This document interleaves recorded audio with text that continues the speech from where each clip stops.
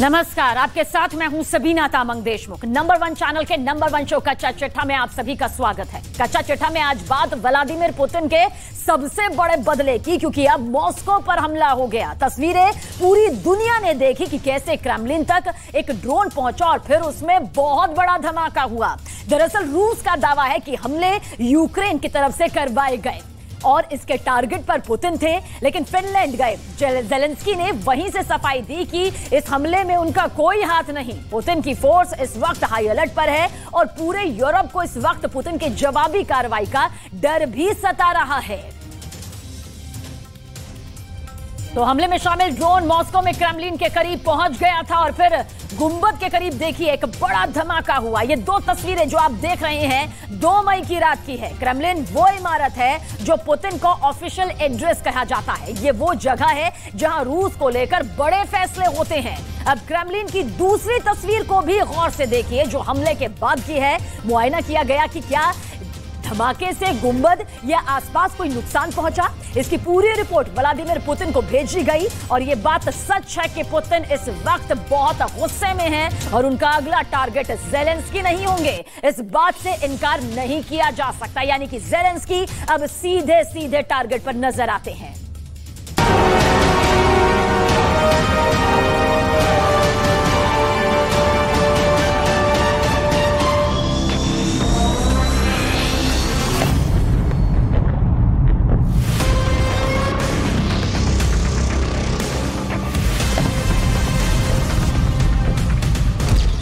जो अब तक नहीं हुआ वो हो गया।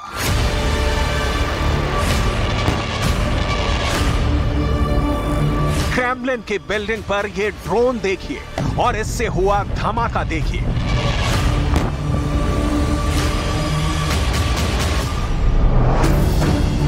ये तस्वीरें देखकर पूरी दुनिया हैरान है,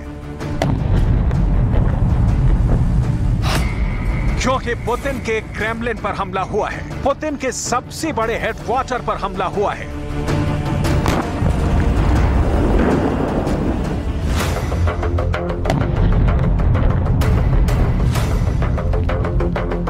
इस गुंबद के ऊपर लगे रूस के झंडे के पास धमाका होता है और फिर एक बड़ा आग का गोला पूरे मॉस्को में दहशत फैला देता है।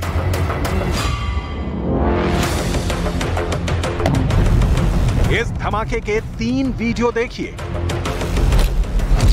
हमले की पहली तस्वीर कैमरा नंबर 1 से,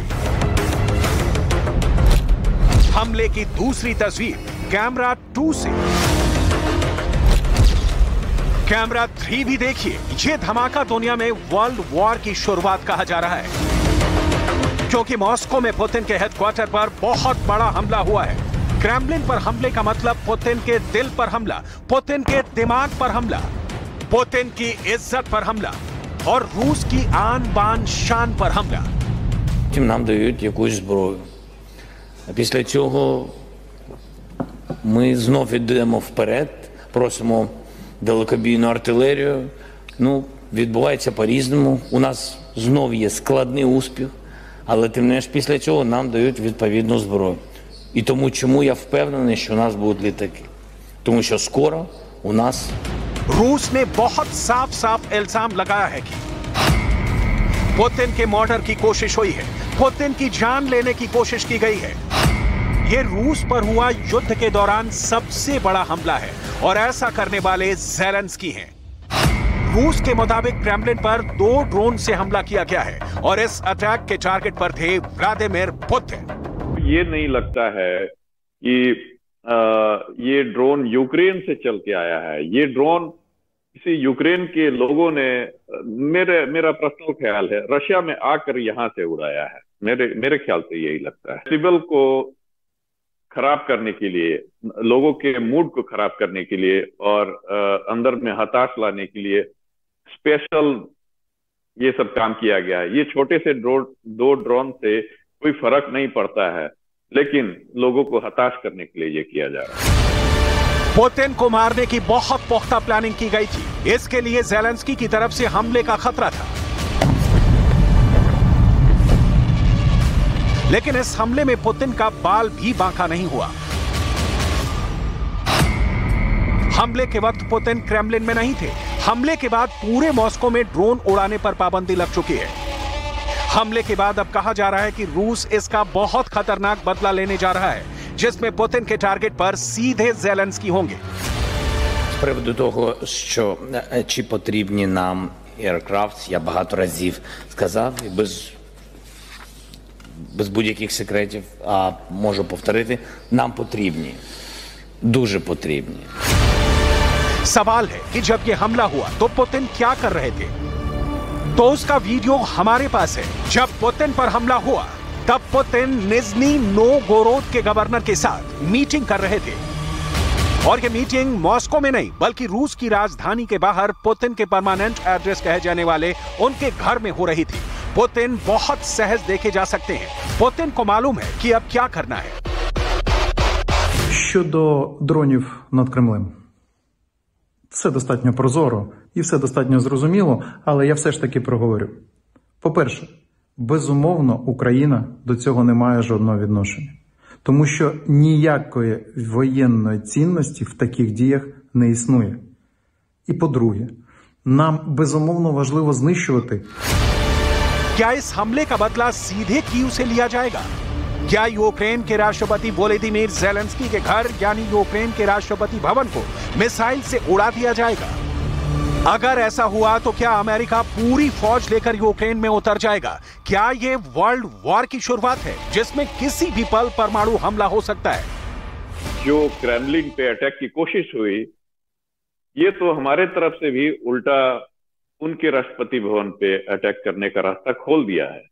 तो इसके पीछे मेरे ख्याल से यूक्रेन तो है ही है, उसके पीछे दूसरे कंट्री का भी हाथ हो सकता है। सोच विचार करके क्रेमलिन को स्टेप लेना पड़ेगा, लेकिन कुछ ना कुछ तो इसका जवाब करना ही होगा। इस वक्त यूक्रेन को लेकर हालात बहुत नाजुक बने हुए हैं।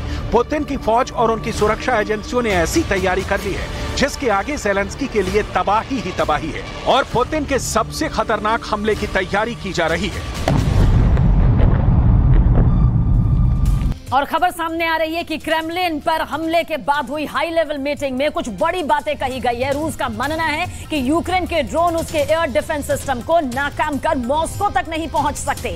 इसलिए माना जा रहा है कि ये ड्रोन मॉस्को या उसके आसपास के ही किसी शहर या गांव से भेजे जा रहे हों। आशंका ये भी है कि ऐसे और भी हमले हो सकते हैं। माना यह भी जा रहा है कि यूक्रेन ने अपने जासूसों को गुपचुप तरीके से रूस में अहम जगहों पर छिपाया, और इसलिए आशंका यह है कि इस तरह के कुछ और भी हमले रूस की अहम जगहों पर हो सकते हैं।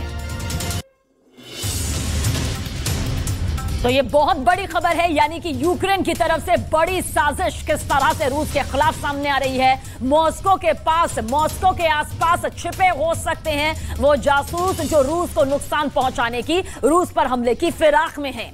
दो तस्वीरें इस वक्त देखिए किस तरह से हमले के वक्त क्रेमलिन से ये तस्वीरें सामने आती है, जहां पर अधिकारी का दफ्तर है रूस के राष्ट्रपति व्लादिमीर पुतिन का। वहीं पर ड्रोन से हमले की साजिश को नाकाम तो कर दिया जाता है, लेकिन क्या वाकई अगर यूक्रेन की तरफ से इतनी बड़ी साजिश रूसी राष्ट्रपति व्लादिमीर पुतिन की हत्या को लेकर सामने आई है तो यह यूक्रेन के लिए बड़ी मुसीबत साबित हो सकती है।